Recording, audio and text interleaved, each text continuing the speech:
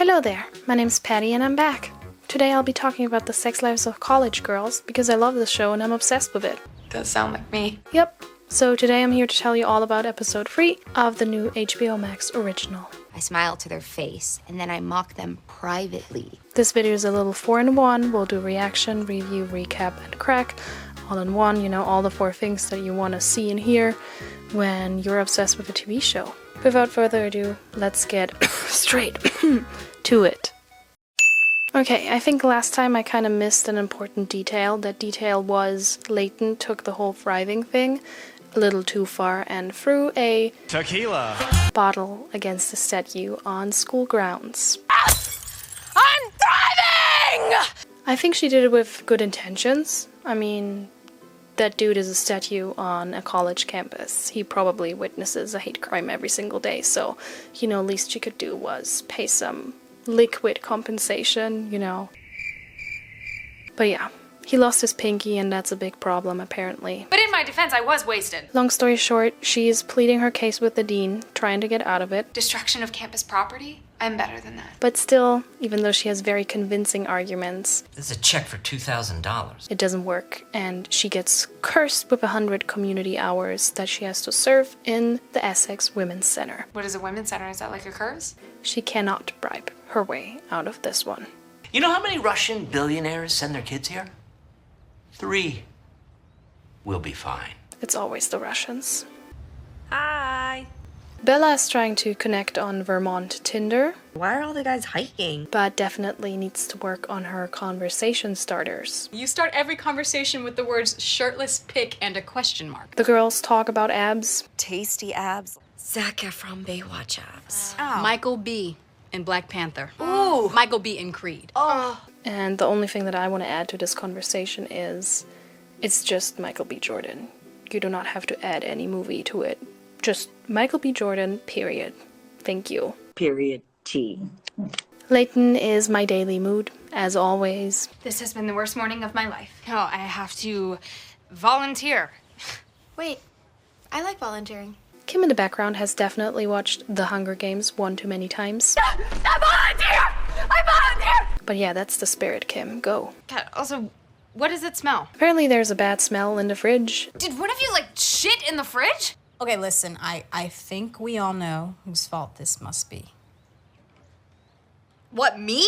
That's racist, somehow. And I just think that it's a very accurate representation of what Gen Z is like. We will figure out who's responsible for this later. We procrastinate our problems and bad smells. No, I'm really gonna wear this. A denim jacket? Kimberly has her first tutoring session with Nico and Bella gives her some pointers. You got big boobs, just, you know, push them out a lot. Pointers. Like this? Yeah, girl, just like that. Actually, I'm gonna try that too. It's once again time to pretend that we do not see it. Hey, babe, I'm outside. Shout out to the wife for interrupting this one. Good job, girl. Michelle and I have been together for 6 years. I need to find the right moment and do this in a kind way. The gaslighting is strong with this one, and I just need my girl Whitney to realize it. She deserves so much better. Creepy coach then goes a step further and drops the L-bomb. I love you. What? You know, Whitney, run. Run. Get out of there. Get behind me. Ah oui, ça c'est vrai. The French tutoring is going great and is giving me high school war flashbacks. Vrai. Vrai. Vrai. Salut, salut, wow, bonjour, croissant, baguette, oui, oui. Vrai. Vrai. That's how I learned it. At least, you know, if I recall correctly, I learned it as vrai. This whole scene, especially the close-ups, just made me incredibly uncomfortable. Young Stalin could get it. Right? Dude could have been on Riverdale. No. Hi, I'm Bella. Like in Twilight, but Indian. Well, Leighton gets to the women's center, Or maybe she actually had a huge rack. How would we know? and she's definitely in the right place. She just still feels very out of place. Alicia, she, her, hers. Tova. They, them, theirs. What was she, obviously? Cool. This is an absolute treat for the eyes. Suggesting that you don't have to use your pronouns when other people do makes you sound like a really dumb cis bitch. I heard it, Ginger. Welcome to the Women's Center, Leighton. Now I know that at this point everyone and their mom has seen everything unfold and knows exactly what this is? I'm gonna hit the safe space spell. What? When you were watching, you knew, right? We all knew. This scene happened and I was like, that's the love interest. I sat down, got cozy, got the popcorn out, and just got ready for my enemies to lovers fast burn. Someone complains about the smell coming from the girls' room, Oh my god, we're the smelly sweet. No, that we better not include me. and Leighton immediately gets ready to fight. Okay, who complained? Girl has zero chill. It's so bad that nobody showed up to my murder mystery party last night. Yeah, Travis, I'm sure that's related. Like, honestly, you just want to have her on your team, because I wouldn't want to be against her in any capacity. PE? No. Chaos ensues, and I just really love the four of them together. We're throwing that fucking fridge out now. No, that was my high school graduation gift. That is the saddest sentence I have ever heard. They have such an amazing group dynamic. It was Bella. Offensive conjecture. Chef's kiss. Creepy Coach and Whitney hang out, and I just hate every single second of it, and him so much. I hate boys. He asked me if you were seeing anyone. Stop. Nah, he didn't. He couldn't care less. At the coffee shop, Leela again solidifies her presence as one of the best side characters. You have a face to write songs about. And we got our little tutor X student trope in full force, because it does sound like Nick is asking Kim out. Could watch Golden Girls in French, the way I learned with my au pair. Maybe tonight. Yeah, yes, yeah. What's going on here? You're staring at his butt. Leela, God. Meanwhile, Bella is one step ahead of Kimberly because she's already out on a date. Actually, could you get me a mug of dry Captain Crunch? Leighton is having the time of her life at the Women's Center. And listen, I really support, people expressing themselves. Awakening my ovaries. But that doesn't mean I have to love it every single time that they do. My ovaries. Leighton.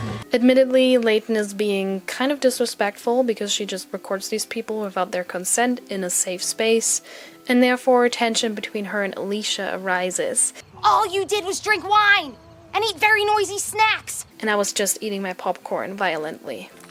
Bella also has some tension. It's not the enemies to lovers angry tension, it's the sexual tension. In a second, I just want to look at you for a bit. Once again, we got the harsh reminder that this is an HBO show. I felt a little bad for Bella.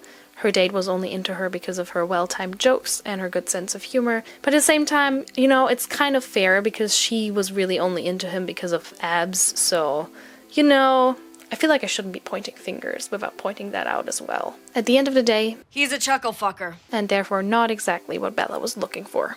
She was only really looking for abs, but still, you get the I point. feel like there's a clear lesson you should be learning here, and you're not grasping it. The red flags for Creepy Coach keep on coming. Double texting, and then zero hesitation, phone call right after. No, please do not do that. It's giving helicopter parent. You're not my dad! I have a surprise for you. A bigger surprise than finding out you have a wife? You get a red flag, you get a red flag, you get a red flag, everybody gets a red flag. Bug spray? Yeah, you know what? I don't think bug spray is gonna do it. You have to upgrade to anti-predator spray for that one. Kimberly shows up to Nico's frat and she's all dressed up, ready for the little date.